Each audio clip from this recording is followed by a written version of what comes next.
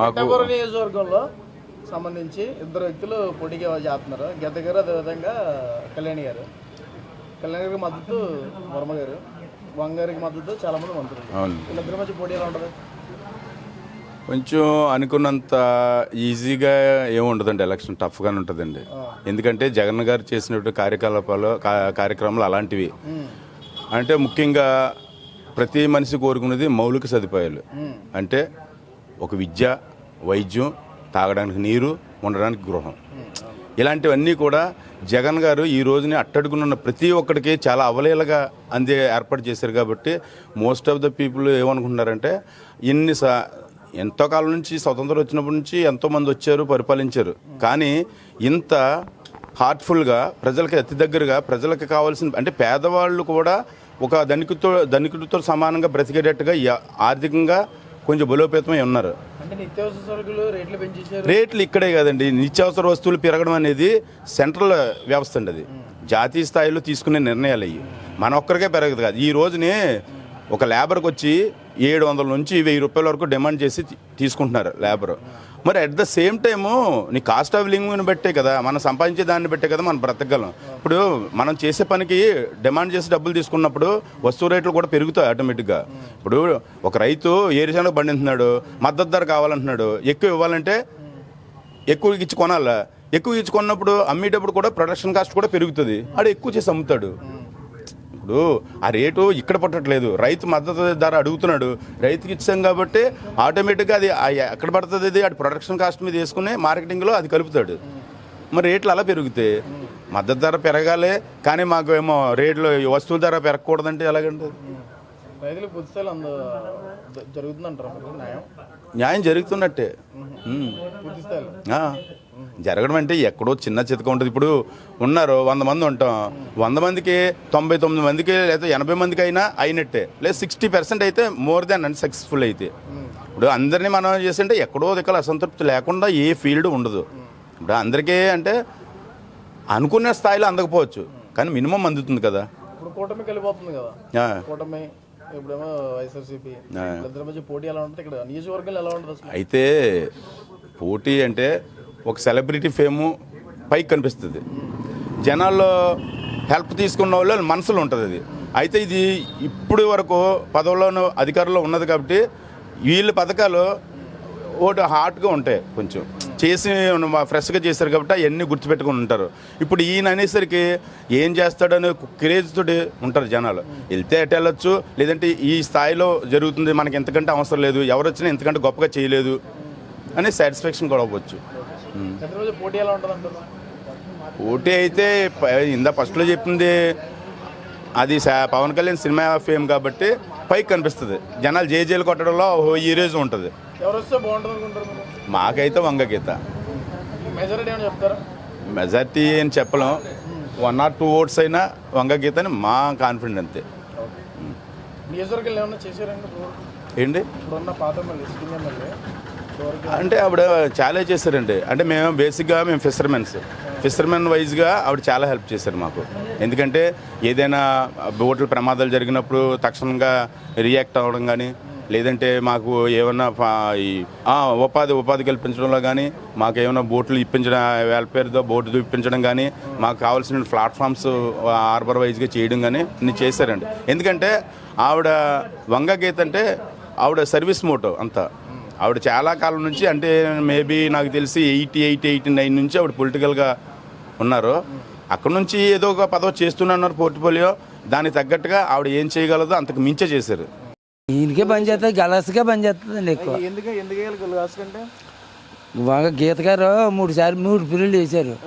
ఈ పీరియడ్ ఈయన చేద్దామని అయిపోయిందో ఉన్నారు ప్రతి ఒక్కడు ఉన్నాయి.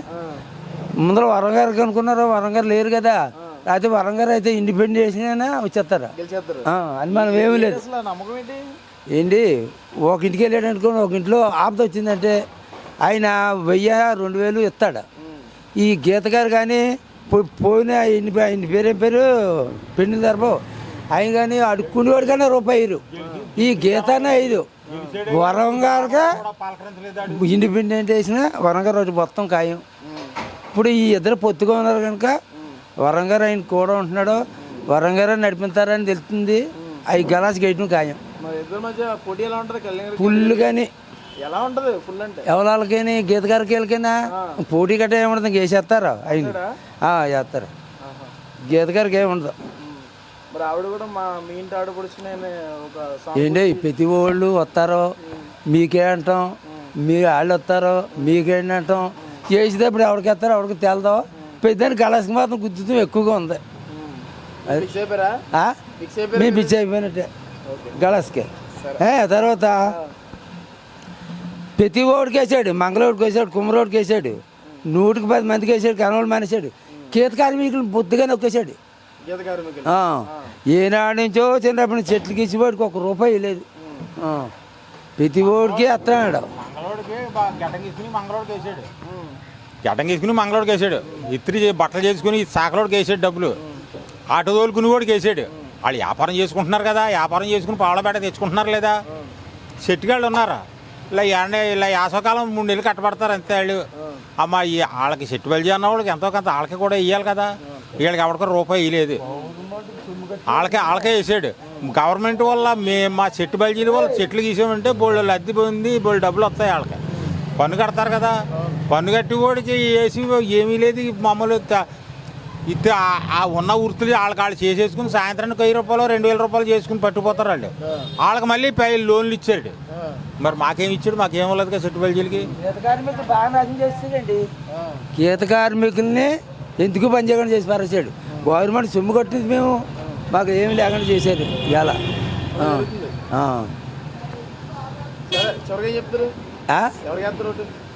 మేము వేసాడు కాదు పెద్దారు కలసగా. ఎలా ఉంది ఇక్కడ పిఠాపురం రాజకీయం? పిడా రాజకీయం బాగానే ఉందండి. అంటే బాగుందంటే ఇప్పుడు ఇద్దరు పోటీ చేస్తున్నారు. ఇద్దరు పోటీ చేస్తే మేము పవన్ కళ్యాణ్కి వేస్తామండి, తెలుగుదేశానికి. ఎందుకు ఎందుకు వేస్తామండి? మాకు అన్ని ఒబ్బడిగా చూస్తాడని. మాకు కాంగ్రెస్ వచ్చాక ఏం చూడదండి. ఎక్కడ రోడ్లు అక్కడ ఉన్నాయి, ఎక్కడ నీళ్ళు అక్కడ ఉన్నాయి. మాకు డైలేజీలు కూడా లేరు. మేము తిన్నారా ఉన్నారా అని అడిగిపోడు లేరండి. అడుగుతామండి. మా అధికారం ఉంటుంది. మాకు తెలుగుదేశం ఎప్పుడునండి. మాకు తెలుగుదేశానికి ఎప్పుడైనా కొంత కాంత ఏదో చేసేయడండి మేలు. ఇతను ఏం చేయలేదండి. మాకు ఆ కాలనీ అంటే వాళ్ళ ఒంపు జరిగిన వాళ్ళకి వేసి ఇచ్చాడు కానీ కాలనీ వీళ్ళు మాకు తెలుగుదేశం వాళ్ళకి ఎవరికి ఇవ్వలేదండి. కాలనీ పేరెట్టి వచ్చినా తీసేసారండి. పని మాలగా పేరెట్టి తీసేశారు. మరి ఇప్పుడు తెలుగుదేశం వచ్చిందనుకోండి, మేము అడిగినా ఇస్తారండి వాళ్ళు. మాకు ఏది చేయలేదండి. మా ప్రభుత్వానికి ఈ ప్రభుత్వం వచ్చాక ఏమి చేయలేదండి. నేను సంక్షేమ పథకాలు ఉన్నాయి రావట్లేదు. మరి సంక్షేమ పథకాలు ఏమన్నా పింఛన్ వస్తున్నాడు అంతే అండి. పింఛన్ అతను ఉన్నప్పుడు పెట్టాడండి. మరి ఇతను ఉన్నాక మామూలుగా అదే రన్నింగ్ అవుతుందండి మాకు అంతే. మరి ఇప్పుడు ఏ విధంగా చేస్తారు నమ్మకం ఉంది? మరి ఒకవేళ ప్రభుత్వం మారితే మాకు అందుబాటులో వర్మ ఉన్నాడండి. ఆయన యూజ్ చేస్తారా? కళ్యాణ్ గారిని చూసా? కళ్యాణ్ గారిని చూసి వేస్తామండి. కళ్యాణ్ చూసి వేస్తాం. ఏదన్నా మాకు అవసరం వస్తే వర్మని అడుగుతామండి. వర్మ మాకు హామీని ఇచ్చాడండి. అన్ని ఏమిచ్చి మీకు ఏది కావాలన్నా ఆప్తైనా సాప్తైనా నా దగ్గరికి రండి, నేను ఉన్నాను అన్నాడండి. ఎప్పటి నుంచో ఎత్తుదండి. ఒకవేళ ఇప్పుడైనా సరే మాకు ఏదైనా ఆపద వచ్చిందంటే పరిగెట్టుకుంటూ వెళ్తాడండి. ఒకవేళ అతను ఎవరికన్నా నీరసంగా ఉన్నా ఒకవేళ ఎవరైనా పోయినా పరిగెట్టుకుంటూ కట్టుబట్టలతో వచ్చి అందరు పలకరించి వెళ్తాడండి. అతను చేసి మేలేదండి. నేను వర్మ గారు అయితే మాత్రం ఇక్కడే మాకనే కాదండి, ఎక్కడైనా సరే అయ్యంపళ్ళకైనా సరే ఇయ్యంపళ్ళకైనా సరే ప్రతి దిక్కుని కూడా ఆయన వస్తున్నారండి.